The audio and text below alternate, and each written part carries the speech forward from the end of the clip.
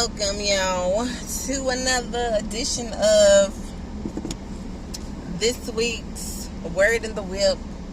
I think I'm going to call these little tidbit videos, I don't know what I'm going to call them. But I am just getting in the car, leaving work, and my brain, y'all, from last week to now has just been, sorry if y'all couldn't hear me because of the herb, but it was hot in here.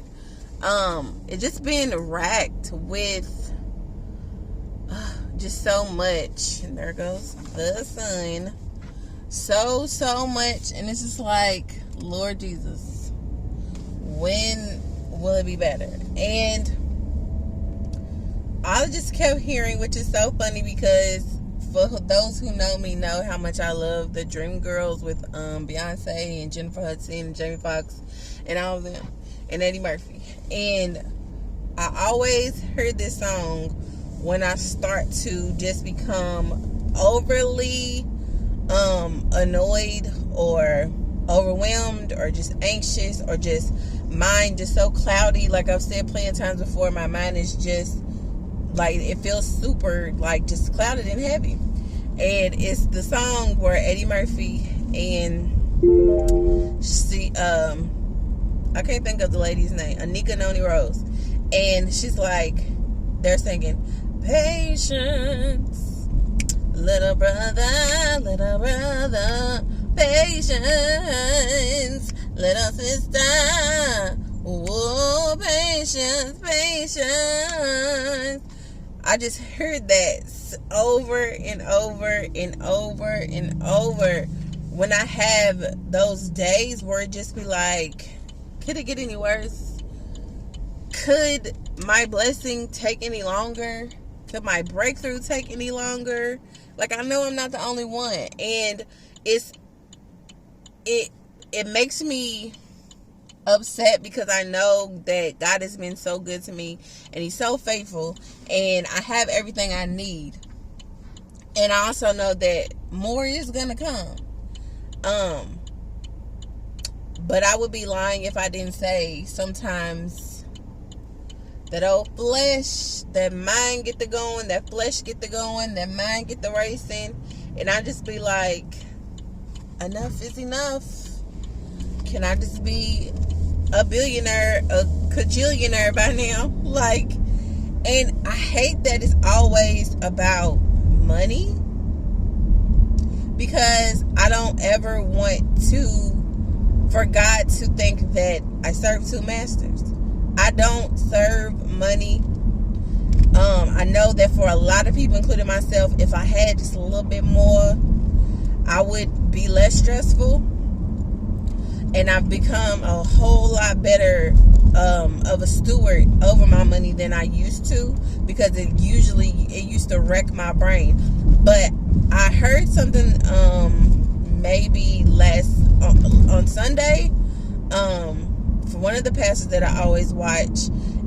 He said basically, wherever you sow is the area in which you're gonna reap.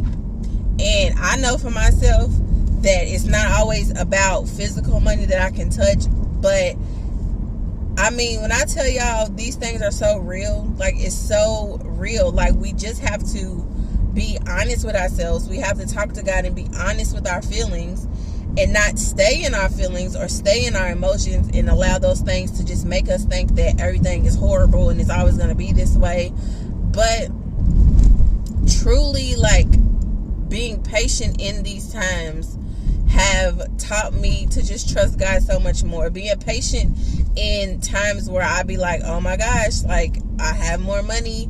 I mean, I have more bills than I have money. I don't know where I'm going to get this extra from. Like I said, I work 2 jobs, but at the end of the day, it feels like me working 2 jobs ain't really making a difference to make my ends meet, if that makes sense. And it's just like trying to figure out, okay, well, what do I need to do? I'm already overworked and underpaid at job number 1. But again, that's where I want to be, and I love it. It's just the money part of that is not what it should be. And prayerfully, people, the higher ups, will change that soon. But it's just like, what else can be done? I know that sometimes we have to sacrifice sleep. We have to sacrifice time with our family. We have to sacrifice just being at home and just doing nothing, so that we can get to a point where we aren't stressed over money and stuff like that. So that's been really wrecking my brain as far as like, do I need to pick up more days? And then I'll be like, but Lord, I'm already tired. My body's already tired. I'm on my feet all day because I'm working with 3, 4, and 5-year-olds who just want to run around all the time. At job number 2, I'm standing up most of the time being a cashier or walking around the store stocking, and it's just like bending over and doing all that. And it's like my body's sore. It's not what it used to be, especially with medicines and stuff that put my body in early menopause and like arthritis issues and hip issues and knee issues. And it's just like, God, like I could really cry right now, but I'm tired of crying on camera. But like, Lord, can I catch a break? I need a bigger apartment. Lord, can I catch a break? Like, I want to make sure that I can help my friends and my family when they need it, because they help me all the time too. Lord, can I catch a break? Can they catch a break? Like, it's so many things that have been running through my mind, and it's like, I'm not allowing, like I said before, I'm not allowing it to get me down to where I'm depressed or overwhelmed. But I know that there's like a shift. There's like a little twang, a little something going on in my attitude, in my thought process. And pretty much every day that I've read my devotionals and things like that, or made an effort to read scripture before I pray at night and go to bed, God has really been speaking to me. And it's like I said in maybe the last video, I know that sometimes I talk about the same thing over and over again, but to me, it's a season of repetition. To me, it's me being able to remind you all and remind myself, because life is crazy and life is full of ups and downs and stuff is happening left and right. But we have to continue to be reminded of these type of things to keep us from wavering. Like I read last night in James, like, you don't want to waver when things hit, because we know that when we go through trials and we go through tribulations, we can rejoice in knowing that God's going to give us the strength to endure, and we're going to come out of it victoriously, right? And so it's just like I said, I just feel like, I don't know if I'm missing something, or I'm missing whatever it is that God is trying to tell me. I don't know if I'm just in my feelings and don't even realize it yet, or not wanting to or I'm in denial about being in my feelings because I don't want to be that person no more. So I just like, no. But I'm human and we are allowed to have those days, and it's just, the difference is, what are you going to do about it, basically. And like I said, I feel like God has truly been telling me to continue to be patient. I'm even in a situation at my job where a lot of early childhood schools are, or elementary schools that have that are pre-K, have pre-K in it as well, they are understaffed. So they've been moving assistants and teachers left and right, just taking them out of their home schools and placing them where they need help. And no, pre-K hasn't been in school as long as K through 12 has. We started Wednesday before last, but today's been 2 weeks. So I've been at a whole different school, whole different vibe, whole different everything for a week tomorrow. And I feel some type of way about it, because it's just like, I miss my friends, I miss my teachers, I miss the students. I'm not really getting to know them, because I'm getting to know a whole different other group of kids. These kids and these teachers, well, let's not say teachers, but these kids rack my brain. Like, they're not the kids that I'm used to, or the age that I'm used to, for real. What else? I just don't know when I'm going back. I don't get clarity or direct answers when it comes to what's going on and behind the scenes, and I'm basically just like, Harry, you just gotta wait. You just gotta wait. You just gotta wait. When it comes to my personal life, as far as my relationship with my friend, and just like, keep praying, you just gotta wait. As it comes to my life with my niece and things that she's in the need of and things that she's been going through, like, I have to tell her, we have to learn how to pivot, we have to learn how to adapt, we have to learn how to not, like I say all the time, not be in our feelings and let our feelings control us. But even for her, you have to just wait. Like, you have to understand that people aren't there yet. You have to understand that things are not going to come super fast. As Reverend Jerry Flower, or Pastor Jerry Flower says all the time, we live in a microwave generation where your access to things is like super fast, and people don't never want to wait. They get so impatient. I even have to tell one of my students that I told someone earlier today is so super stubborn, and I have to tell him all the time, you need to be patient. You need to be patient. Everything is not going to happen on your time. Everything's not going to happen when you want it to. Yes, it's frustrating and you don't understand why you have to wait, or you don't understand why it's taking so long. But when you wait and you learn how to do other things while you wait, or when you listen and follow directions, as for me, as if you obey and follow what God is telling you to do, you're going to get the results that you need. But it just takes time. It takes discipline. It takes a whole lot of prayer, and it takes for people around you to be on that same wavelength, or that same vibe, or that same mindset as you, because it's like,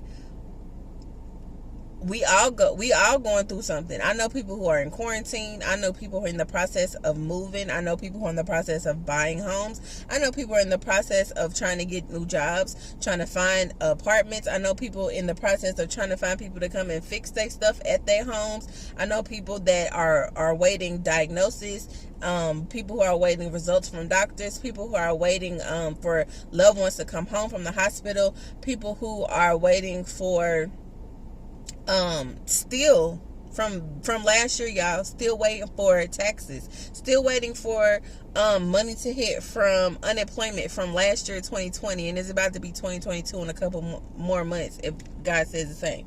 But all I'm saying, and all I'm trying to encourage myself and you all to do, is just to truly be patient. And in that patient moment, in that frustrating moment, in that moment where you can't do anything but wait, you can't do anything but just throw up your hands and surrender, in those moments, like, truly find something to be grateful for.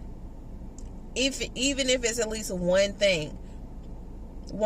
I literally told my niece that, and God just brought that back to my memory just now. Like, I know that you want something. I know that you're working hard, and you're just trying to figure it out, and you're trying to go day by day, but dwelling on the past, or trying to, and I'm speaking for myself, trying to dot all the I's and cross all the T's and all the check marks off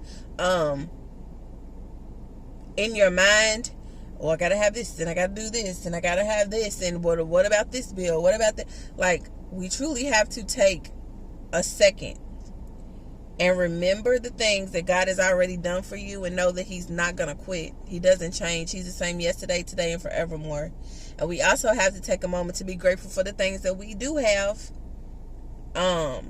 Because a lot of people are in worse off situations than we are. Some people don't have jobs to complain about. Some people don't have a 1-bedroom apartment to complain about and all this big, gigantic furniture to fill it up.